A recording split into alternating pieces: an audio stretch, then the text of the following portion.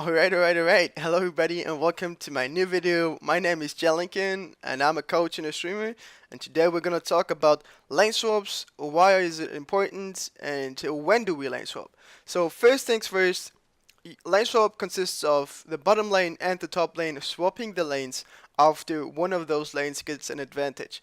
This means in our scenario we're gonna have the bot lane as a red team, which is ahead in the lane. Wow, this area is pretty bad. Which is ahead in the lane, gets a few kills and gets down the turret. So right now, the next question comes up: what do we do next? We got the turret down, so the next question can easily be answered by looking at the map. You just look at the map and see which objectives are up next. So the auto turrets are up, the dragon is up, and the herald is probably gonna be up by that time.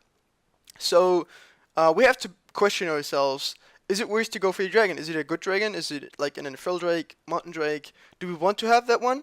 If it's an infernal drake, for example, the next step is to go towards the dragon. Of course, call the jungler and make sure that you have vision around here at the jungle, at the enemy bot side jungle, and really important, get a pink ward. To make sure that you are able to get down the dragon without the enemy team knowing it or being able to contest it. Afterwards, after you got these neutral objectives down and the bot lane auto turret, the next step is to swap with the top lane. In the case if the top lane turret is still up, you swap, you walk to the top lane. It's really important that you tell the top lane to go bot lane, so that the lane swap is complete and no lane gets regretted or if ignored, forgotten.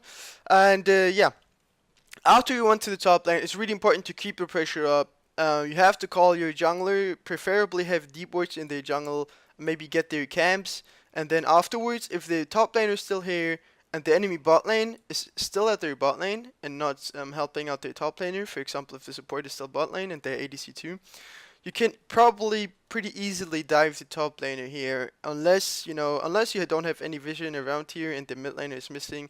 But if you have vision set up and the jungler is not around the top side, it's pretty easy to make a dive happen, and you should do that. You should definitely use your strength and try to snowball out the game. This means you either dive the top laner. If he's still around there, it's gonna be his mistake. He needs to go away and leave the turret alone. If he has no support, if he stays there, you can just kill him and get the turret for free as well.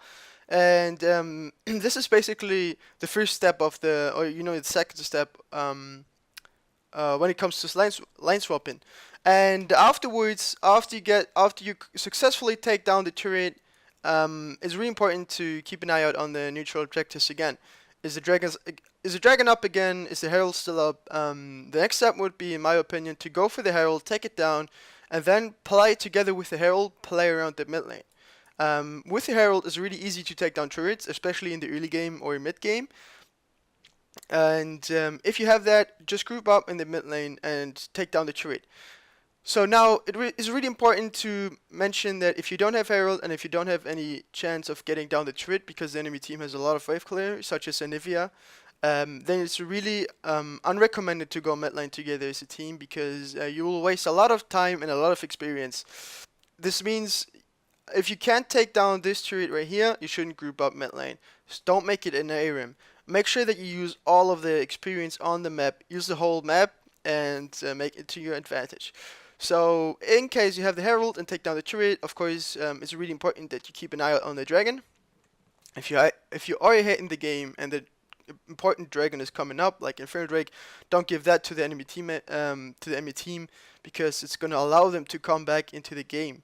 So after you got these three outer turrets down, it really depends on the game, on your team comp, and on the enemy team comp on what you do next. If you have a good split push team, try to make a 1-3-1 happen. Send one player to the top lane, 3 guys into the mid lane, and 1 player into the bot lane. Try to push all the 3 lanes together, and then maybe group up together at 1 lane and try to dive them there if they are down in numbers. But other than that, it's just really up to your team comp, and I really hope that I could help you out here with the lane swap.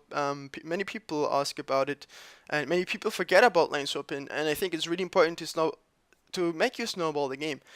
So with that being said, I'm really thankful for you guys that you tuned in today, and make sure that you leave a follow on my Twitch channel because I'm usually doing more Twitch streams. I'm doing educational streams too every week on Sunday.